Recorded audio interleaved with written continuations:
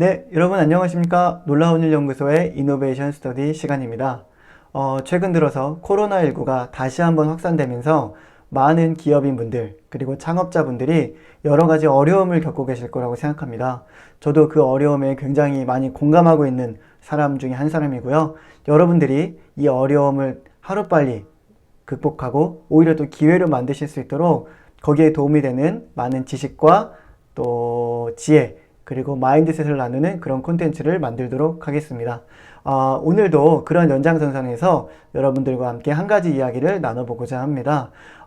최근에 제가 이런 경영에 관한 조언이나 컨설팅을 하는 분들의 이야기를 많이 듣게 되었습니다. 동영상으로도 온라인 동영상으로도 듣게 되고요. 직접 듣게 되는 경우도 많았는데, 그분들이 공통적으로 하시는 말씀이 이런 이야기입니다. 지금처럼 변화가 큰 시기, 이런 시기에는 변화에 적응하기 위해서 유연하고 민첩하게 대응하는 것이 중요하다. 이런 말씀을 많이 하시더라고요. 아마 여러분들도 그것과 유사한 맥락의 이야기를 많이 들어보셨을 거라고 생각합니다. 네, 당연히 맞는 말씀이고요. 굉장히 중요한 이야기입니다.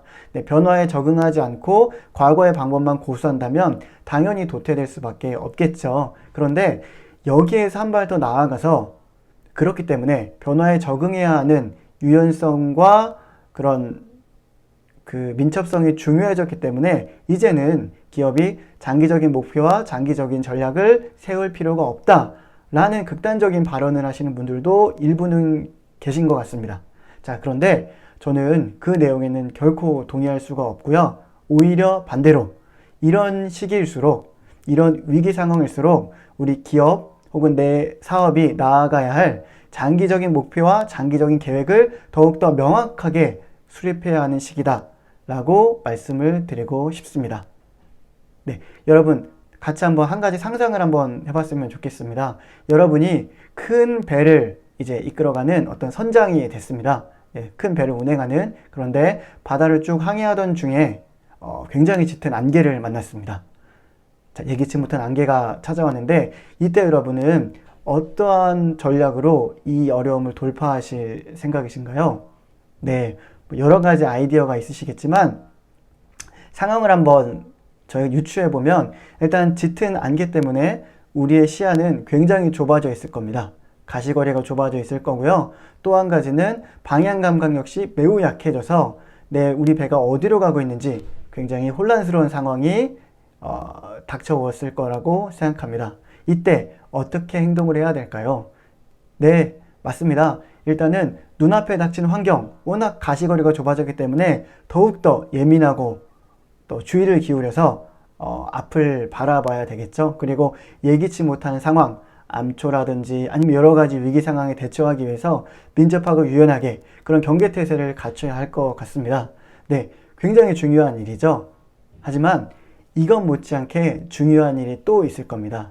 뭐냐면 우리 배가 가야 할 목적지, 그 목적지가 있는 쪽으로 제대로 된 방향으로 배가 나아가도록 또 바다 위의 항로, 그 정해진 항로를 따라서 배가 움직일 수 있도록 관리하는 것이 무엇보다 중요한 일이라고 생각합니다.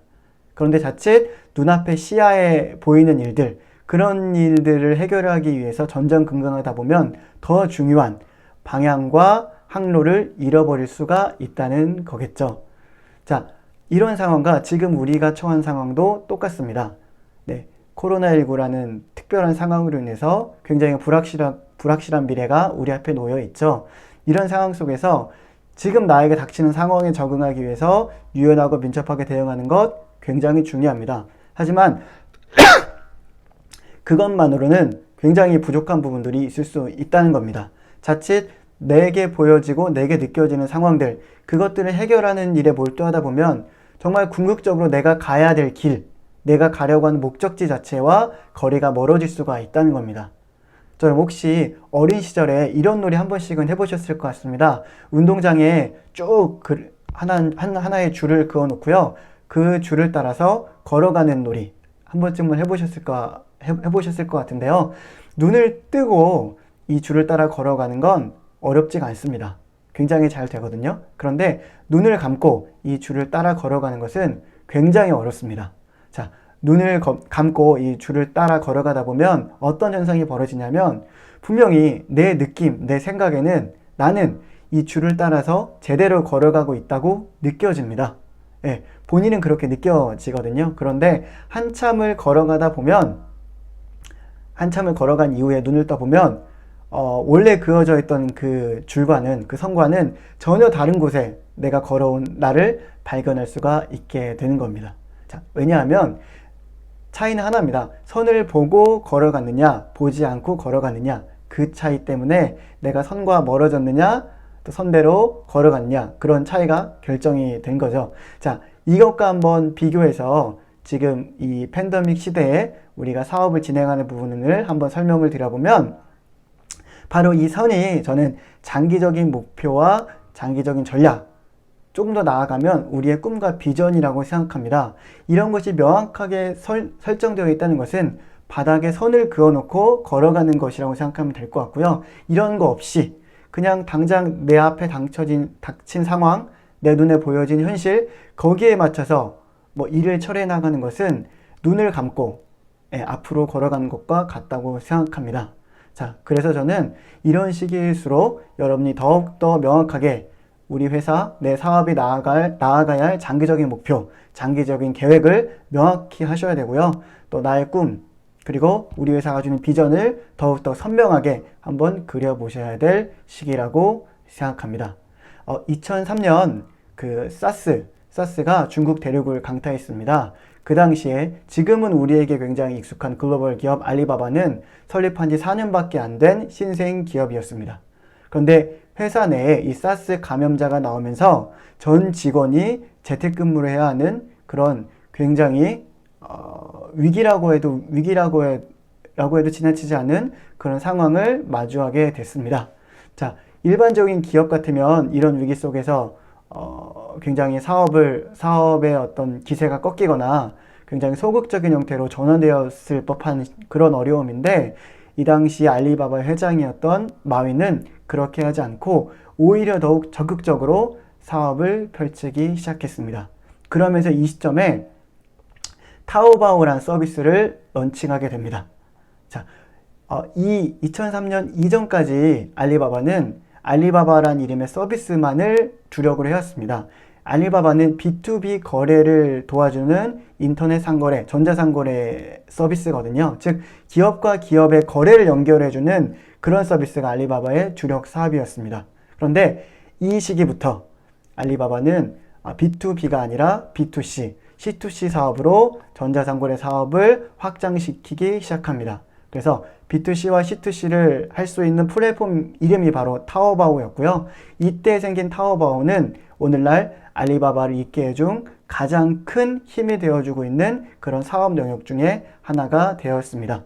자, 2019년에 예를 들면 이 타오바오 내에서 일어난 매출액만 해도 우리 돈으로 44조 원에 달하는 것으로 알려지고 있습니다.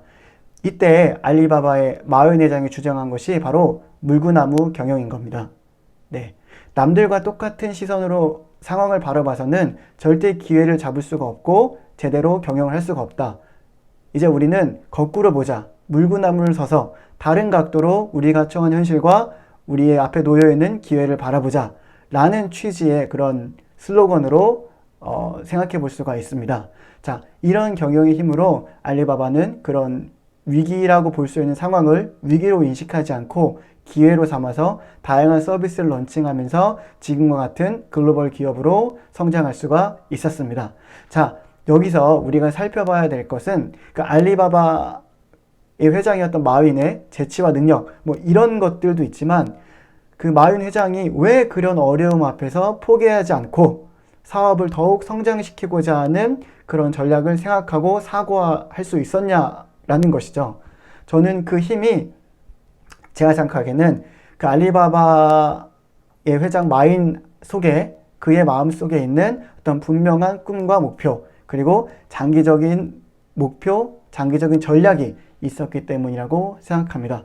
그것이 있었기 때문에 눈앞에 처한 현실과 어려움을 있는 그대로 받아들이는 것이 아니라, 그것을 보고 당황하고 어려워하는 것이 아니라 자기 마음속에 있는 그 분명한 청사진, 비전과 장기적인 목표를 바라보고 현실을 외면한 채 그 목표를 더욱더 강하게 신뢰하면서 앞으로 나아갈 수가 있었다는 거죠. 그렇기 때문에 상황을 해석하는 눈이 다른 사람들과 달랐다는 것이 제가 생각하는 그 마윈 회장과 일반인들이 가진 차이라고 생각합니다.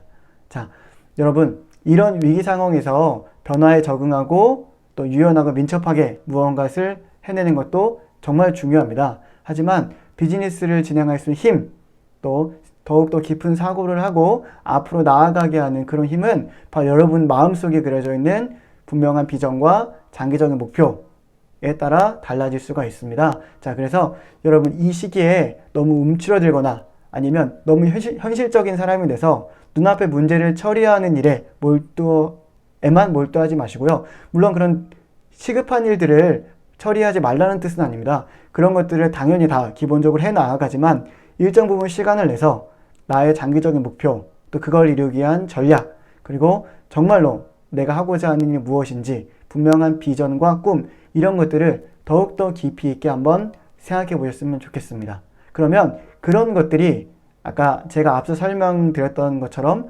운동장에 그려진 그 선과 같은 역할을 해서 내가 가는 길을 잡아주고 또 내가 잘못된 길로 이탈하지 않도록 나를 이끌어주는 그런 길잡이가 될 수 있을 거라고 생각합니다. 여러분, 혁신, 위기를 극복할 수 있는 힘, 그것은 여러분이 가지고 있는 장기적인 목표, 그리고 비전, 또 그걸 향한 전략에서 나온다. 오늘 이런 말씀을 드리고 싶고요. 이런 것들을 마음에 정확하게 그리기 위한 노력이 필요하다. 이런 말씀을 여러분들과 함께 나누면서 오늘의 이노베이션 스터디는 여기서 마치도록 하겠습니다. 감사합니다.